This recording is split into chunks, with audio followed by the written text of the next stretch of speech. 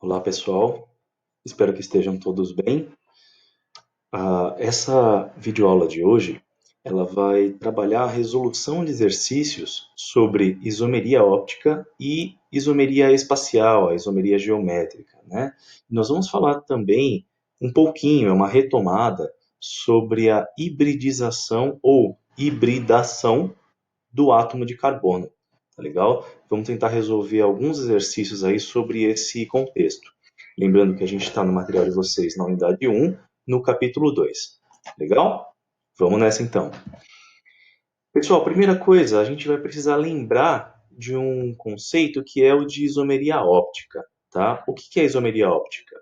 Para começar, a isomeria, ela trabalha as similaridades e diferenças de dois compostos orgânicos, tá? Exclusivamente a isomeria trabalha essa análise em compostos orgânicos, ok?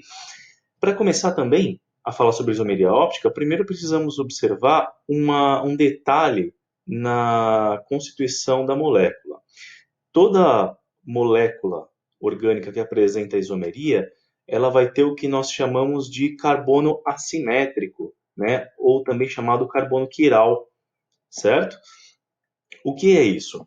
Sabendo que todo átomo de carbono faz sempre 4 ligações covalentes, imagina então um átomo de carbono fazendo 4 ligações simples com 4 ligantes, tá?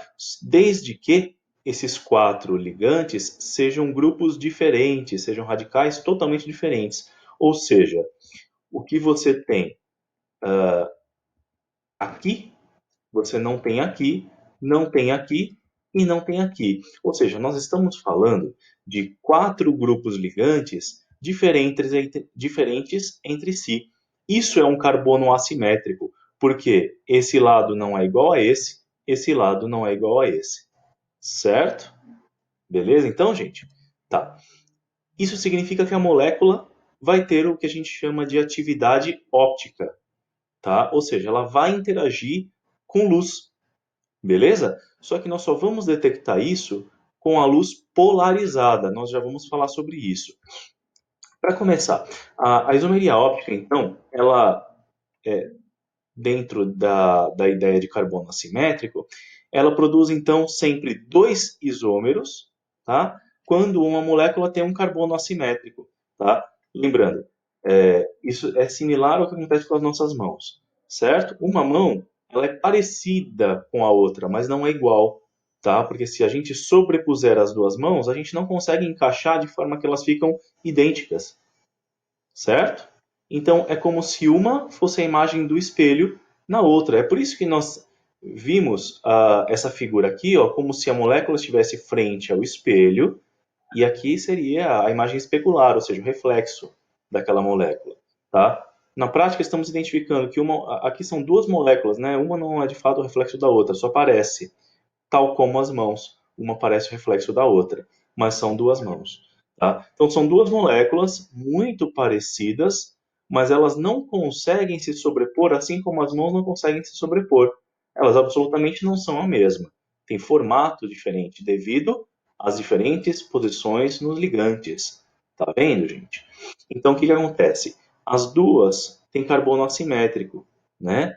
Ou seja, quando nós temos, digamos assim, entre aspas, uma substância com um carbono assimétrico, essa substância ela vai ter sempre dois isômeros, tá certo? Para cada um carbono assimétrico.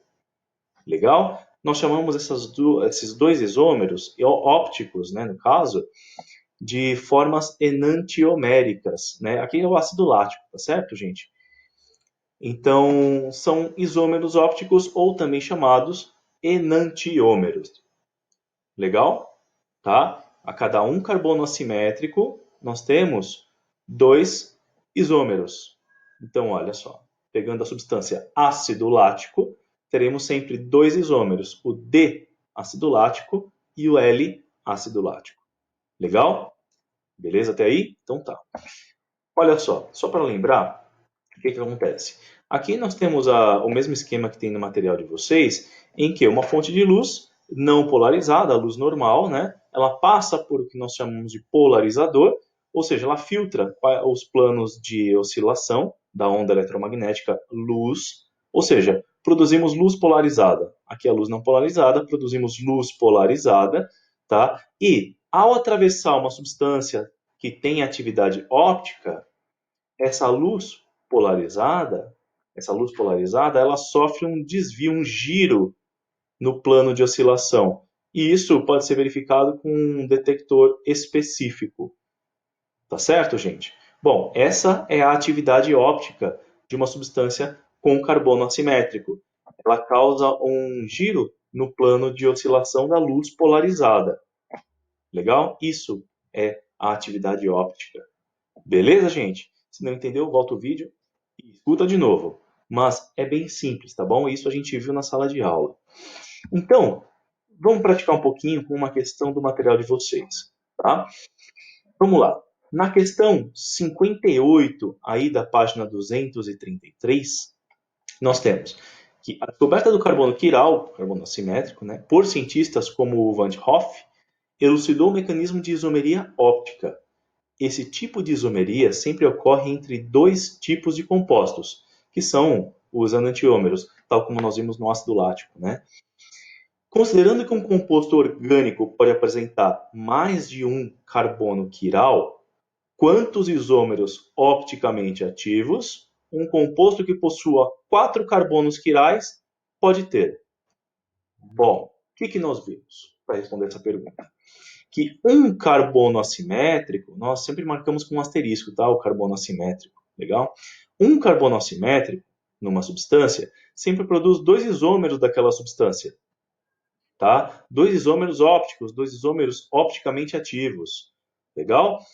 Então, nós temos algo assim, como o número de isômeros ele vai se dar a partir dessa formulinha que nós conseguimos deduzir, ou seja, 2 elevado ao número de carbonos assimétricos. Então, pensa no caso do ácido lático.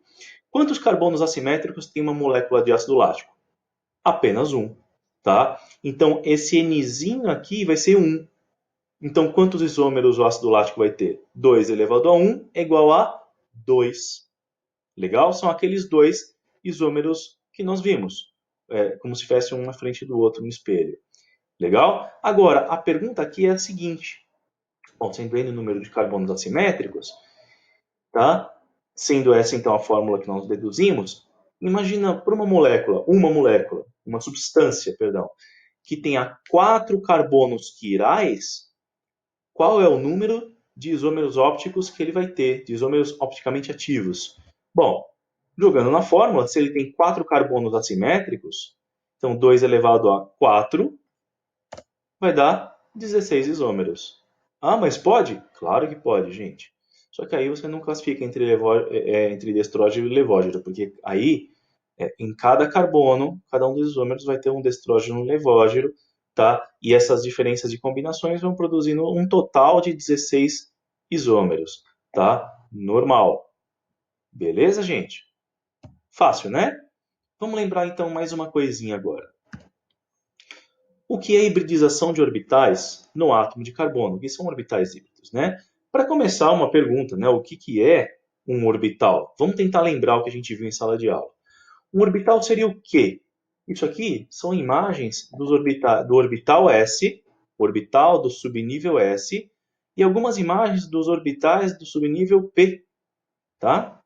Tem do subnível D e tem do subnível F, mas são bem mais complicados, a gente não vai entrar em detalhes por enquanto, tá? O subnível S ele tem um orbital sempre esférico, só tem um orbital só. O subnível P ele tem 3 tipos de orbitais, ó, sempre parecendo duas bexigas conectadas, tá certo? Afinal, mas então o que é um orbital? Como a gente viu na sala de aula, um orbital nada mais é do que a região onde a gente vai encontrar o elétron, tá? Formalmente colocado esse princípio, a orbital ele é a região do átomo onde a probabilidade de encontrar o elétron não é zero. Ou seja, o elétron deve estar por ali dentro desses limites. Aqui, aqui, tá certo, gente? Nesses lóbulos, nessas regiões coloridas. Tá certo? O orbital tem forma assim. Tá bom, gente? Qualquer hora eu vou mostrar as formas dos orbitais dos subníveis D e F para vocês verem como é complicado. vocês, em contrapartida, podem jogar no Google também, tá bom? Legal, gente? Então, orbital nada mais é do que a região onde você encontra o elétron no átomo. Beleza? Então, vamos seguir. Bom, em termos de nível de energia, gente, aqui nesse eixo vertical, imagina que, fazendo a distribuição eletrônica do átomo de carbono, nós podemos representar os orbitais como se fossem caixinhas, em que cada caixinha cabem 2 elétrons. Tá certo? Bom, essa é a distribuição eletrônica do átomo de carbono no seu estado fundamental. Então, essas caixinhas são os orbitais do carbono, do átomo de carbono no seu estado normal, estado fundamental. Legal? Aqui são os orbitais do átomo de carbono, só que agora no estado híbrido. Tá certo? É como se a gente pegasse esse orbital S aqui e juntasse nesses orbitais P. Ou seja, eles assumem, pode ignorar isso aqui, tá, gente? Isso aqui não vai influenciar em nada. É como se eles assumissem um comportamento único, como se eles tivessem no mesmo, e de fato eles estão no mesmo patamar de energia. Percebe? Tá, gente? Então é como se você tivesse removido esse orbital daqui e trazido para cá. Então você passa a ter, no caso das 4 ligações do átomo de carbono, 4 orbitais com o mesmo nível de energia. Esses são, e isso aqui, ó, que nós chamamos de orbital híbrido do carbono. Só esse trechinho aqui, ó. Tá bom? É mais fácil do que parece, tá, gente? Vamos praticar com o exercício, vocês vão perceber que não tem complicação, tá bom? Então, na questão 59, ali da página 234, ela pede só o seguinte: o que é um orbital e o que é um orbital híbrido? Vamos usar o carbono para isso, tá? Então vamos lá. O que nós temos? Que um orbital, ele nada mais é do que a região do átomo onde a probabilidade de encontrar um elétron é diferente de zero, ou seja, é a região do átomo onde se pode encontrar o elétron, os elétrons, tá certo? Isso é um orbital, fácil. E agora o que seria então um orbital híbrido? Ele teria uma definição, como a gente acabou de ver, uma definição mais prática e uma definição mais formal. Eu vou colocar formal aqui para vocês, mas vocês podem usar as palavras de vocês, tá certo? Um orbital híbrido, então, nada mais é do que a combinação de orbitais em uma estrutura propícia à formação de ligações químicas, tá?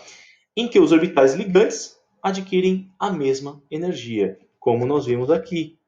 Tá certo? Ó, os orbitais que vão participar da ligação química, eles adquirem mesma energia. Tá certo, gente? Isso é um orbital híbrido. É aquela combinação das caixinhas. Tá? O orbital híbrido ele é a combinação de orbitais, tá? Que propicia as ligações químicas. Tá? E eles estão no mesmo patamar de energia. Simplesmente isso. Tá legal? Beleza, então? É bem simples, tá bom, gente? Dificilmente algo diferente disso aqui vai ser pedido para vocês. Tá? Lembrar mais uma coisinha, gente. A gente viu na última videoaula sobre isomeria espacial ou isomeria geométrica, né? E é uma isomeria existente entre compostos que têm ligações duplas. Tá? O que essas ligações duplas entre carbonos somente, tá bom? Entre carbonos permitem em termos de isomeria?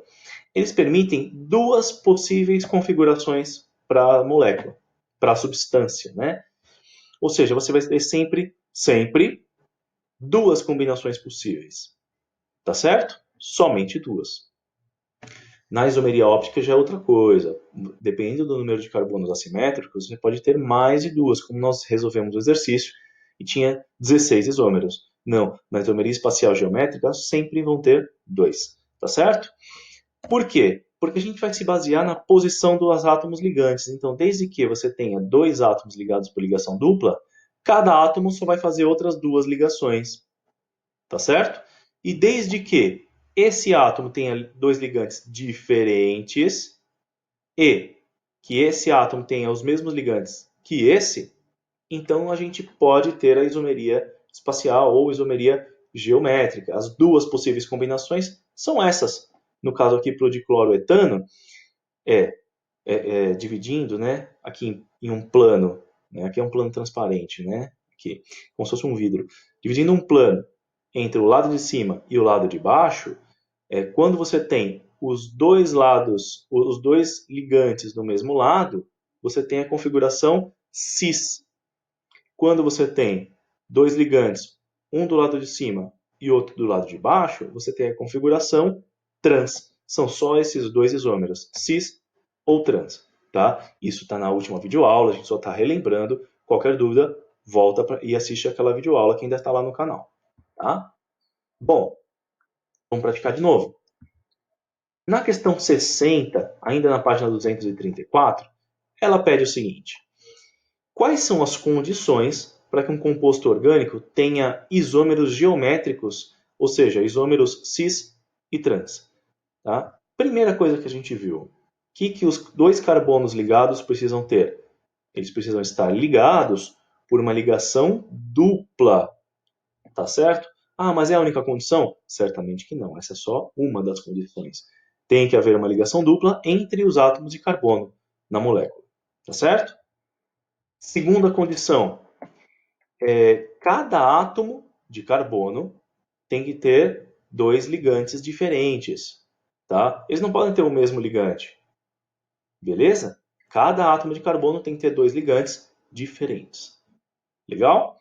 E a terceira condição é que um carbono ele deve possuir os mesmos ligantes que o outro carbono.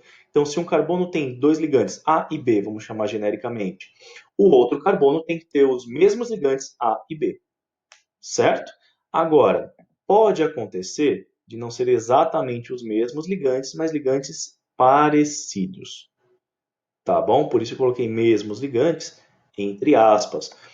Isso foi só para relembrar o que a gente já viu. Já resolvemos alguns exercícios de isomeria cis-trans, né, isomeria geométrica, na última videoaula.